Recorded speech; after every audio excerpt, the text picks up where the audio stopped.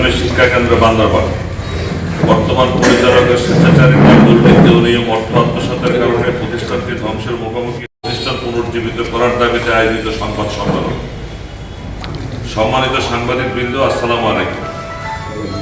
প্রত্যন্ত বান্দরবান জেলায় দিনী শিক্ষার প্রচার ও প্রসারের মহৎ লক্ষ্য নিয়ে আলহাজ ইউনূস সাহেব রহমতুল্লাহি আলাইহি 1987-88 সালে বান্দরবান সদর উপজেলার বড়রূপা সিদ্দিকীনগর এলাকায় ইসলামী শিক্ষা কেন্দ্র নামে মসজিদ ও মাদ্রাসা কমপ্লেক্স নির্মাণ কাজ শুরু করেন এবং 1989-90 সালে ইসলামী শিক্ষা কেন্দ্র চালু হয়।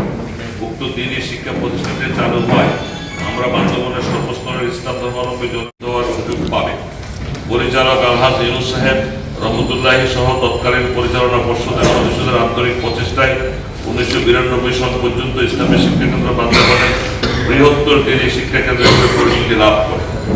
স্বল্প সময়ে উক্ত শিক্ষা কেন্দ্রে 800 থেকে 1000 ছাত্রছাত্রী ভর্তি হন, কিন্তু 1992 সালে পরিচালক আলহাজ ইউনূস সাহেব রহমতুল্লাহ আলাইহি ইন্তেকাল করেন এবং ইসলামী শিক্ষা কেন্দ্রের অবনতি শুরু হয়।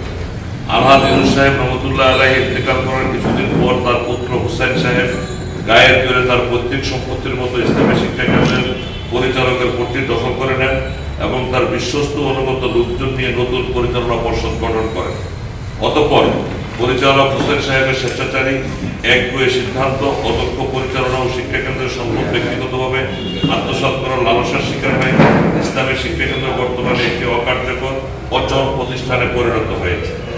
নিচে জনাব হুসেন সাহেবের কর্মকাণ্ডের সংক্ষিপ্ত বিবরণ দেওয়া হবে। জনাব হুসেন সাহেব পরিচালক হিসেবে দায়িত্ব নেওয়ার পর সুযোগ্য অভিজ্ঞ শিক্ষকদের বরখাস্ত করে তার অনুগত ও কম যোগ্যতা সম্পন্ন ব্যক্তিদের শিক্ষক হিসেবে নিয়োগ প্রদান করেন। ফলে হঠাৎ করে প্রতিষ্ঠানের শিক্ষা 2 জনাব হুসেন সাহেব এতটাই প্রতারক অর্থলোভী ব্যক্তি যে যিনি এতিমের নামে সরকারি বরাদ্দ নিয়ে তাও আত্মসাৎ করেন। ইসলামী শিক্ষা কেন্দ্রে কোনো এতিম ছেলে মেয়ে নাই, কিন্তু দীর্ঘদিন 60,000 টাকা অনুদান গ্রহণ করেন এবং উক্ত অর্থ তিনি আত্মসাৎ করেন। 3 হুসেন সাহেব দায়িত্ব গ্রহণের পর থেকে ইসলামী শিক্ষা জমি বিক্রয়ের ক্ষেত্রে প্রতিষ্ঠানের সাধারণ সভায় সকলের সম্মতিক্রমে সিদ্ধান্ত নিয়ে রেজুলেশন প্রস্তুত করে তাহার রেজিস্ট্রেশন অফিসে জমা দিতে হয়।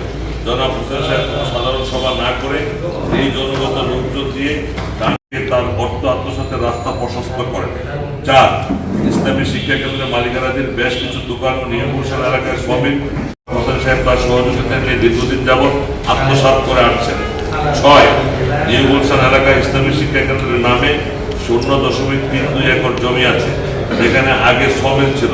সরকার বান্দরবান জেলা সদরের মডেল মসজিদ নির্মাণের প্রকল্প গ্রহণ করেছে জানতে পারে উক্ত জায়গাটি জনাব হুসেন সাহেব নিজের ব্যক্তিগত সম্পত্তি হিসেবে মডেল মসজিদের জন্য বিক্রি অধিগ্রহণ প্রসেসের মাধ্যমে